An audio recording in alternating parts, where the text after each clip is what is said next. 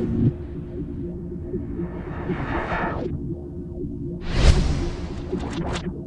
are you? The question isn't who am I? The question is where am I?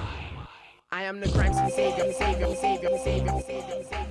Right, it's DJ Fade, the Late Manoeuvres show. I'm joined by Chipmunk, all the way from London. Come do 2 shows down at Gloucester, G-City, repping Interaction on behalf of Checkers Bridge Youth and Arts Centre. So Chip, you cool? Yeah, I'm nice, man. I'm live in the living colours, man. So how you find G-City, how you find Gloucester? Yeah, man, the under 18s was a lot livelier than the over 18s. As you know, cause you was there, but it's a nice vibe, man, just with the other tour dates and that. Keeping it moving, man. It was a nice vibe, definitely. So things are kind of going kind of wild for you right now, you're kind of blowing up right now, yeah? Yeah, man, but you know what? Hard work pays off in it. For the 3 years that I've been doing it, I put my heart and soul into it, innit? A lot of people just put their pen and pad into it, but I dedicated time, effort, trying to build the value of the UK music, and it's starting to pay off, man. Cool, so you've been doing it 3 years, so how did you get into it, from the off? Yeah, man, youth club, innit? Yeah. But our youth club was a bit different. You never had no studio, you had a brought down deck, and we used to spit into the headphones. Yeah. Serious, so when I see mics like this, it's a luxury, innit? So obviously, I can show what I can do without shouting, innit? I can just rally out.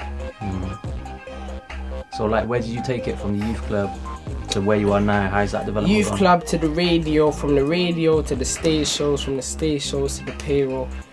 Cause you know what, I get a lot of interviews and that, innit? So I try to have rhymes or track references for the questions that I know that will come up when they're opening me as an artist to a new target audience, innit?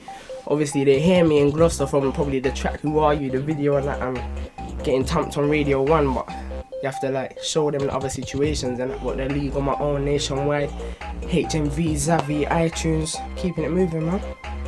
True. So what do you think? What do you feel maybe the 1 or 2 things that are really taking you through in the last, say 12 months?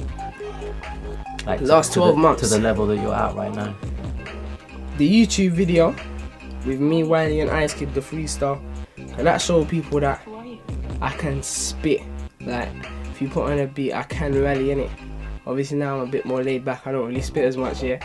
But that and the video opened an awful lot of doors. A lot of places that I go, a lot of labels that I've had meetings with, what they recognise me for is the freestyle in it on Westwood. So you'd be surprised at that 700,000 whatever hits it is. It's not just the youth, the minute, different people that you wouldn't expect, stereotyping, because let's be honest, we all do it, innit? But yeah, man, that opened an awful lot of doors for me.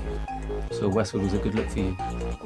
Shout out to Westwood, man, he's been supporting me from he heard me, innit? Most definitely, Westwood, all the other DJs, Ace and Viz, Shorty Blitz and Big Ted, Logan, Sama.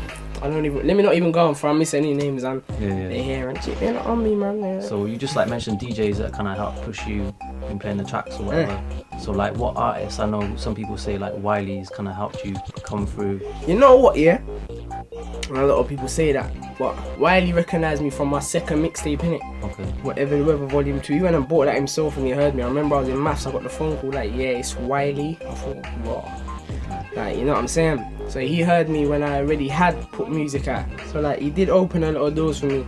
The biggest door he opened was the Westwood door, because obviously I've carried on and pursued that link myself. But yeah, Wiley helped me out. But I had to branch off when I was reading magazines about my music and they're saying that I'm Wiley's protege, innit? Because Wiley didn't teach me how to spit.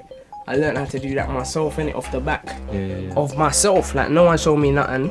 I had to be rubbish for a good year and a half. They put out one video on YouTube of me when I was 14, but they bring it out now, but it just shows, innit, to show people just how good I actually was. But at the time, it was alright for what it was, innit? A kid 14 had bars, no one was really doing it then, but I just kept at it, man. So you kind of, with that, even though people were trying to bait you up, trying to say this is what he's like or this is what it was like, it shows your progression anyway, so it kind of looks good for you anyway. From my perspective, it's like that, innit? But from their perspective, it's raw, let's show what a man was actually on this from way back. And you probably saw him and didn't know it was him. The name Chipmunk, I used to sound like one and look like one, short, chubby. Braces sorted me out, but yeah, the works, but the voice mainly in it. So they're just showing people that extra background information that I couldn't give you myself through my mixtape artwork booklets and that. But yeah, man, it helps out still. So What's your next move from now, from having these mixtapes, from having the big singles, the big videos, the Westwood features? Yeah. What are you looking for 2008 and beyond? 2008, my first album's coming out, innit? Called I Am Chipmunk. It's a statement, it's a brand, we're building a brand. Got my second single coming out should be this month or next month, Muhammad Ali. I'm not sure if you heard it, but it's doing an awful lot on the radio stations at the moment, beating it out. The video's gonna do an awful lot as well, because with the videos we try to come with different concepts rather than me and my brethren them on their estate, innit? But yeah, we're just elevating the music, but the album's coming out September, October times, and I know it's gonna do an awful lot. Awful lot, man.